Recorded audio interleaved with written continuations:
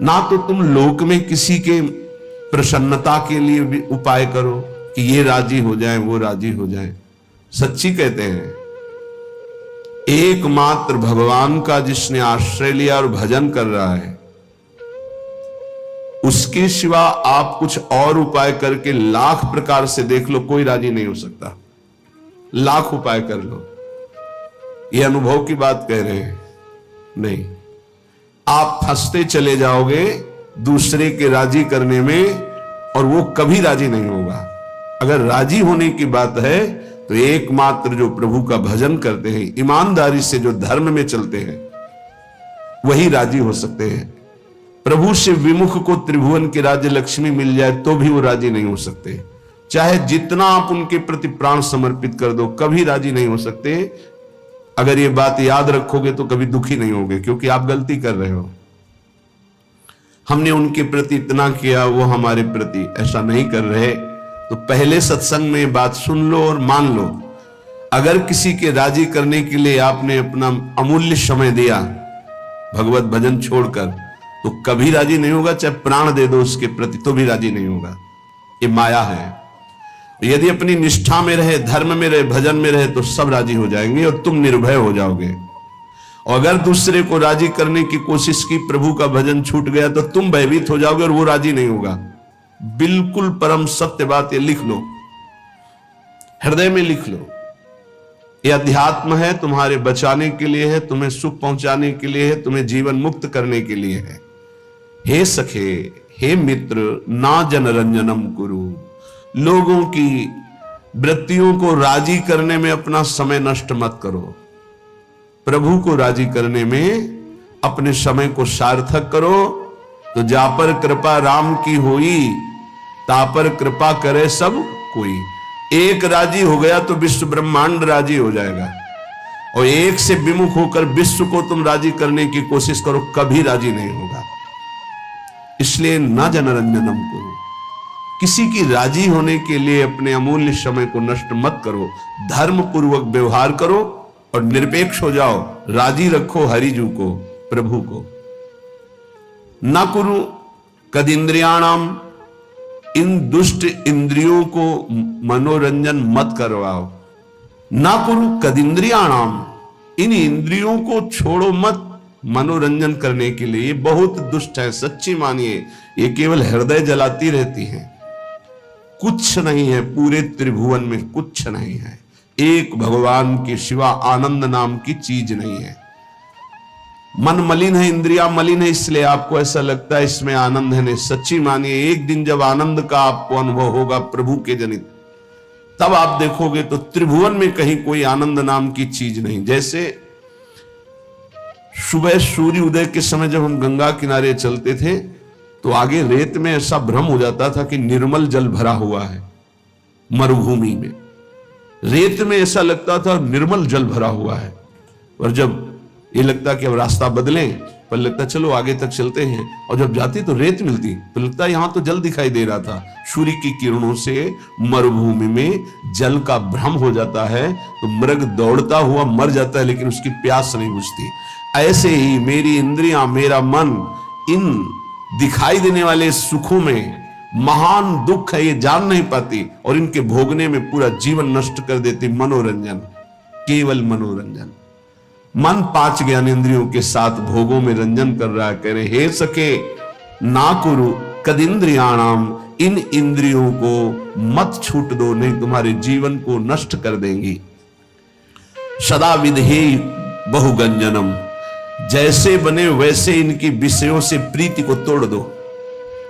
हठ पूर्वक तोड़ दो, विवेक के द्वारा तोड़ दो, भगवत समर्पित करके छोड़ दो। जैसे बने वैसे इंद्रियों से भोग भोगने की लालसा ये मिटा दो, तो तुम मनुष्य जीवन का लाभ भगवत प्राप्ति कर पाओगे।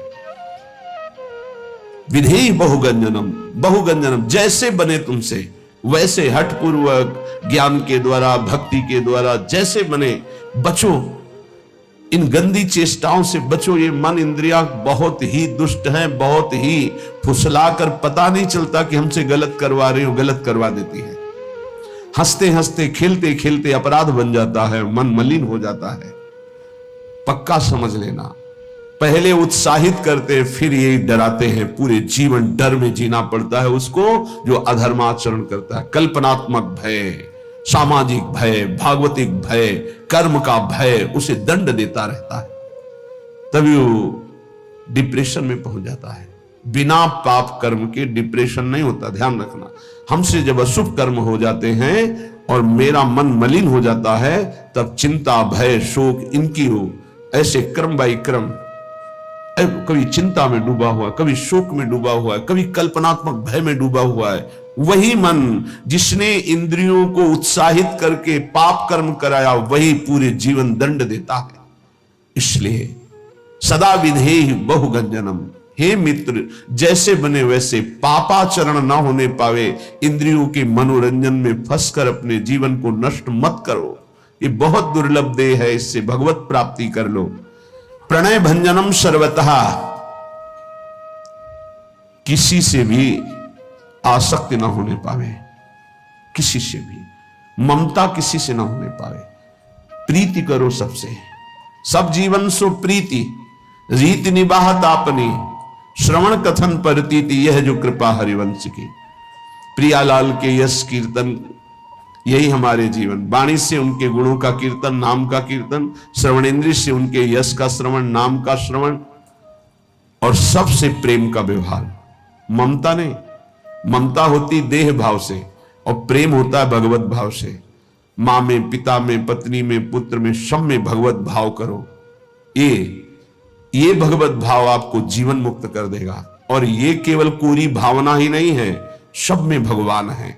जैसे जितने भी यंत्र चल रहे हैं ये सब एक बिजली से चल रहे हैं, पर उसका यंत्र के कारण प्रभाव अलग अलग है। वही बिजली जब बल्ब में गई, हाइड्रोजन में गई तो प्रकाश बन के चमक रही। वही बिजली पंखा में हवा कर रही, एसी में ठंडा कर रही, फ्रिज में और ठंडा कर रही है, हीटर में गर्म कर रही। बिजली के ये गुण नहीं है, ये यंत्रों के गुण हैं। बिजली तो एक रस सब में जा रही है। ऐसे कोई पाप कर रहा है, कोई अच्छे स्वभाव का है, कोई बुरे स्वभाव का है, ये सब शरीर और करण, इनके प्रभाव से परमात्मा तत्व निर्लेप सब में धारा की तरह प्रवाहित हो रहा है। जैसे हर यंत्र में बिजली ही बिजली है, पर उसका प्रभाव अलग है, ऐसे ही स्वभाव अलग है। परमात्मा सब में समान रूप से विराजमान है। हमें उस परमात्मा तत्व को मान करके प्रीति करनी। भक्त मान करके जानता है और ज्ञानी जानकर मानता है, बात एक ही होती है। ज्ञानी बहुत बुद्धि प्रधान होता है, इसलिए पहले वो तर्क के द्वारा उस तत्व को जानता है, तब मानता है। और भक्त भाव प्रधान होता है, हृदय प्रधान होता है, इसलिए तत्काल मानता है और मानकर जान जाता है।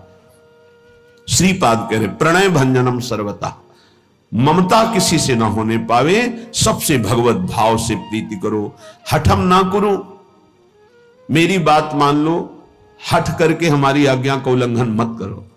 श्रीपाद कह रहे बड़े कृपालु हैं महापुरुष जन। हठम ना करो, बंधने बंध जाओगे अगर मेरी बात नहीं मानोगे। श्रुतम कलत्र मित्रादि के बपुर्व्यय समीहया निवस वत्स वृंदावने। ए भाई, ये बपुर, ये शरीर, इसकी पत्नी, इसके पुत्र, इसके पिता, इसके माता, इसके भाई, इसके रिश्ते, इसके नाते, ये सब माया के बंधन है। अगर उनमें भगवत भाव नहीं करते हो तो तुम्हारा जीवन इसी मोह ममता में फंसकर नष्ट हो जाएगा। अगर भगवत भाव करते हो तो नाथ सकल संपदा तुम्हारी, मैं सेवक समेत सुत नारी। नाम जप हो रहा, धर्म पूर्वक कर्तव्य का पालन हो रहा, सब में भगवत भाव, आपका अंतिम परिणाम भगवत प्राप्ति ही होगा, पक्का समझ लीजिए। मनुष्य जीवन का परम लाभ निश्चित प्राप्त होगा। तो कह रहे हट करके इनमें आसक्ति मत करो, इनमें देह भाव मत लाओ, भगवत भाव लाओ। तो हम कैसे लावें? तो बोले आओ श्रीधाम समीहया निवश वत्स वृंदावने। अय वत्स, अय प्यारे, अय पुत्र, अय मित्र, तुम वृंदावन आ जाओ। वृंदावन में तुम्हें रसिकों का संग मिलेगा और उस संग के प्रभाव से तुम सबसे प्रेम करो, लेकिन ममता किसी से मत करो, आसक्ति किसी से मत करो, मोह किसी से मत करो, खूब नाम जप करो। इसी जन्म में तुम्हें अनेक जन्मों के पापों का जो तुम्हारा संचित भंडार है वो सब भस्म करने का अवसर है। इसी जन्म में तुम्हें जो नवीन कर्म पाप बन गए हैं उनको नष्ट करने का सामर्थ्य है, अधिकार है। अगर चूक गए तो सब भोगने पड़ेंगे और अधिकार खत्म हो जाएगा। आप नवीन कर्म नहीं कर सकते किसी भी योनि में, किसी भी योनि में इतना अधिकार नहीं कि नवीन कर्म कर सके। ये केवल मानव योनि में है। ये कृपा होती जब विपत्ति आती है, प्रतिकूलता आती है। जब इस जीवन में प्रतिकूलता आई तो लगा पता नहीं कब प्राण निकल जाए। प्रारंभ में तो चतुरासी जी का गायन और चतुरासी जी का मानसिक गायन, मानसिक बार बार लगभग 1.5 घंटा में मानसिक हो जाती चतुरासी जी। मानसिक बैठे चल रहे, जो प्यारों से लेकर आज हुआ देखिए तो प्यारी रंग भरी, फिर उल्टा चतुरासी जी। आज हुआ देखिए तो प्यारी रंग भरी, छाण दे माननी मान मन धरी, नागरता की रास किशोरी, वृषभानु नंदिनी मधुर कल गावे। उल्टा ऐसे श्रीमद चतुरासी पूरा रमा दे। तो जानते हो उसका परिणाम क्या होता है? चतुरासी जी गा नहीं रहे, वो चल रहे। जैसे मंत्राकार वृत्ति ऐसे चतुरासी जी में भगवदाकार वृत्ति। एक एक अक्षर में श्यामा श्याम है। आप सच्ची मान लीजिएगा। सेवक जी महाराज देख रहे हैं, बड़े बड़े रसिक महापुरुष देख रहे हैं, कह रहे हैं श्याम श्यामा प्रगट प्रगट अक्षर निकट प्रगट रस स्रवत अति मधुर बानी, सोज बानी रसिक नित्य निस दिन रटत कहत और सुनत रस रीति जानी, ताहि तजी और गाँव कमहू न कछु प्राण रमि रही हरिवंश बानी। आप देखिएगा निहाल हो जाएंगे।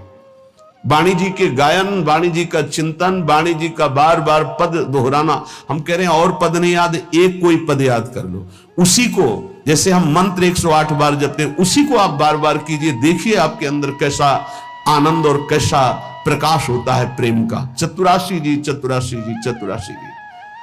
आचार्य कृपा से, इष्ट कृपा से ऐसी हमको अमोघ वस्तु मिल गई है, बस पाए रतन चिन्हों नहीं दीन्हों करते डार। प्रपंच की बातें करने में जबान को कितना सुख अनुभव कराते हो आप, लेकिन चतुरासी जी एकांत में गुनगुनाने में नहीं। अगर हमें आचार्य कृपा से विरक्त मार्ग मिला है या वैष्णव धर्म मिला है तो हम उसमें अपनी वृत्तियों को समर्पित करें। हमारे पास ये बहुत बड़ी सामग्री मन को वश में करने के लिए। चतुरासी जी का गायन पक्का समझो, पक्का। गुरु आज्ञा पर लगे तो ये बात समझ में आई, नहीं बस पहले था कि गा लेते हैं, उनकी इच्छा आज्ञा है कि गा लो तो गा लेते हैं। फिर उसका जब गुरु कृपा से प्रभाव नशा चढ़ा तो अब जी नहीं सकते उसके बिना। और जी क्या सकते हैं भाव? जैसे श्वास चल रही है ऐसे रुका तो कई वाणी हरिवंश की कई हरिवंश है, नाम इसके अलावा कोई आधार ही नहीं। सेवक शरण सदा रहे अनंत नहीं विश्राम।